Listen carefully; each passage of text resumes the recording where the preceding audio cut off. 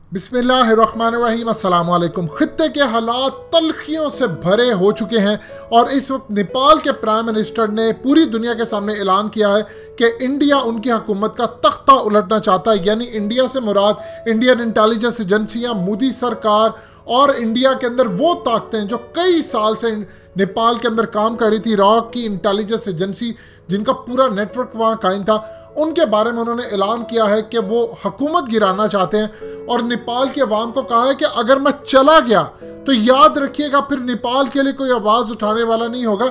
ये मैं ही हूँ प्राइम मिनिस्टर आपका कि जिसने नए मैप इंडिया के जो नेपाल के अंदर शामिल किए हैं। अगर मैं चला गया तो याद रखिएगा कोई भी आकर फिर इंडिया के अगेंस्ट खड़ा नहीं हो सकेगा। लिहाजा मेरा तख्ता उलटने की पूरी कोशिश की जा रही है और इंडिया इस खिलौने खेल में शामिल है। हम पूरी कोशिश करें कि हम इंडिया को शिकस्त दें। मजीद डिस्कस करने से पहले इस वीडियो को लाइक करें, हकीकत टीवी को सब्सक्राइब करें और बेल आइकन पर ज़रूर क्लिक करें। अब आप ये देखिए कि इंडिया किस लेवल पर काम कर रहा है। असल में नेपाल ने जो काम किया है, नेपाली गुरकाज की आर्मी जो है इंडिया के अंदर, उनको कहा है कि आपने चाइना और पाकिस्तान के खिलाफ नहीं लड़ना। चाइना का ओपनली उन्होंने बात की है और पाकिस्तान के हवाले से अनऑफिशियली बात की है। अब इस सूरत हाल के अंदर आप देखिए मामला किस तरफ जा रहा है कि वहां पर उन्होंने नेपाल के अंदर इंडिया के नक्शे शामिल कर लिए, हिंदी जुबान पर वो बैन लगाने जा रहे हैं और जितने भी ज्यादा कंस्ट्रक्शन वो कर रहा था इंडिया, उसको रोकने जा रहे हैं। आपको एक क्लिप सुनवाते हैं, लेकिन उस क्लिप को सुनवाने से पहले आपको बताते चले कि इंडिया अब ये कह रहा है कि इंडिया के अंदर जो सैलाब आया है वो नेपाल ने चाइना के साथ मिलकर सैलाब भेजा है। लिहाजा उस पर क्लिप पर सुनवाने से पहले एक चीज़ आपको बता दें कि ये खेल इतना ज़्यादा खतरनाक होने जा रहा है कि इंडिया ने इल्ज़ाम लगाया कि नेपाल के अंदर ISI का बड़ा नेटवर्क काम कर रहा है जिसने नेपालियों को इंडिया के खिलाफ कर दिया है। अगर तो ऐसी बात है तो फिर तो बहुत ज़बरदस्त बात है, क्योंकि हमारे कर्नल हबीब को अगवा करके इस वक्त दिल्ली के अंदर इन्होंने रखा हुआ है। एक वक्त वो था कि कर्नल हबीब को यानी नेपाल से रॉ ने अगवा कर लिया था और आज हालत ये है कि इंडिया कह रहा है कि हमारा नेटवर्क टूट चुका है और ISI का नेटवर्क वहाँ पर कायम हो चुका है। दूसरी जानिब आप अंदाज़ा कर लीजिए कि इस वक्त चाइना के क्या हालात। चाइना अगर किसी भी सूरत उसको नेपाल की हुकूमत गिरती नजर आएगी तो वो इंडिया के अंदर इस लेवल पर कार्रवाई करेगा कि इंडिया को समझ आ जाएगी नेपाल की वो हुकूमत किसी सूरत नहीं गिरने देगा, क्योंकि ये वो हुकूमत है जिसने चाइना के साथ मिलकर वो काम कर दिया है जो तारीख में कोई ना कर सका। मैप चेंज करवा दिए, हिंदी जुबान पर बैन लग रहा है, वहाँ पर गाने चल रहे हैं इंडिया के खिलाफ कि हमने अपना लैंड वापस लेना है और उत्तराखंड में चल रहे हैं। अब आपको इस तमाम सूरत हाल के अंदर आगे भी आगाह करते रहेंगे, लेकिन आपको क्लिप सुनवाने जा रहे हैं कि इंडियन मीडिया ने कहा है कि चाइना के कहने पर सैलाब भेज दिया इंडिया के अंदर और ये नेपाल की साजिश है, इसमें पाकिस्तान भी शामिल है। लिहाजा इंडिया के लिए बुरा वक्त शुरू हो चुका है। ये ज़रा क्लिप सुनिएगा, फिर आपको पता चलेगा कि चाइना के पास कितने हरबे हैं। वो जब चाहे इंडिया को बर्बाद कर सकता है, लेकिन इंडिया और मोदी अगर उसकी हुकूमत ओवरथ्रो करना चाहते हैं तो याद रखिएगा फिर ये ना हो कि मोदी की हुकूमत ओवरथ्रो हो जाए। सुनिए जरा ये क्लिप। पंकज का पंच में बात करेंगे नेपाल से आ रहे पानी वाले खतरे की। बिहार में पिछले 2 दिनों से जोरदार बारिश हो रही है और आने वाले 2-3 दिनों में वो अपना रंग और दिखाने वाली है।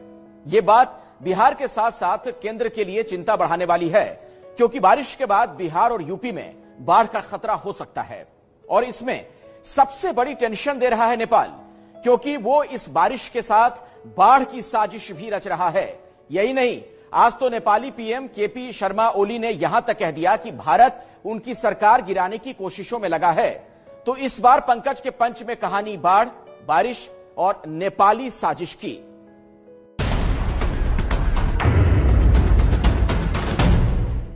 नमस्कार, मैं हूं पंकज झा।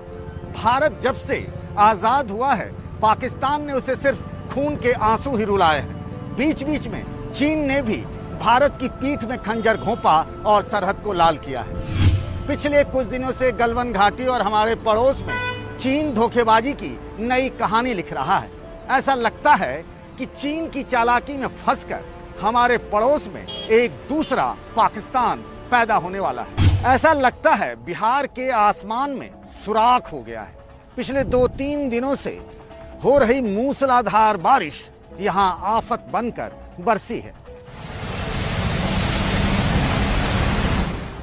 और ये सिलसिला आने वाले दिनों में भी जारी रहने वाला है। मॉनसून ने पिछले 20 सालों का रिकॉर्ड यहां तोड़ दिया है। और इस रिकॉर्ड तोड़ बारिश ने हमारे पड़ोसी नेपाल को एक मौका दे दिया है साजिश रचने का। पानी वाली साजिश। नेपाल के साजिशों की लिस्ट में ये नई किस्त है। उत्तराखंड के काला पानी और लिपुलेख को उसने चीन के उकसाने पर अपनी जमीन बताया। पहली बार उसने भारतीय सीमा पर सेना लगाई। हिंदी पर बैन लगाने की तैयारी हो रही है और गोरखों से भारतीय फौज छोड़ने की अपील की जा रही है।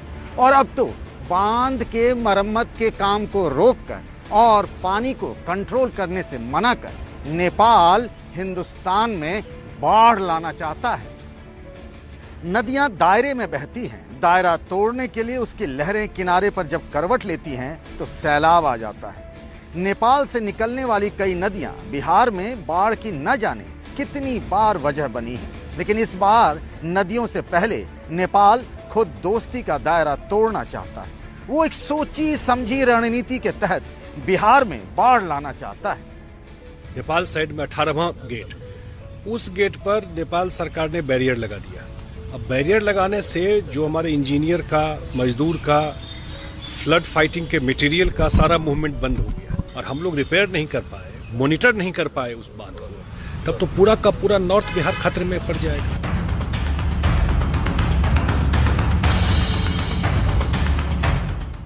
उधर गंडक नदी पर बने वाल्मीकि बैराज पर पानी का दबाव लगातार बढ़ता जा रहा है। बाढ़ से बचने के लिए बांध के मरम्मत का काम बेहद जरूरी है। गंडक नदी पर बने वाल्मीकि बैराज पर 36 में से 18 फाटक नेपाल की तरफ है। अगर वो पानी को कंट्रोल करने के लिए दुरुस्त नहीं होंगे तो बिहार के साथ साथ यूपी के भी कई जिले भयानक बाढ़ की चपेट में आ जाएंगे। दोस्तों, हकीकत टीवी को सब्सक्राइब करना मत भूलिए। वीडियो को लाइक करें, शेयर करें और कमेंट सेक्शन में अपनी राय का इजहार जरूर करें।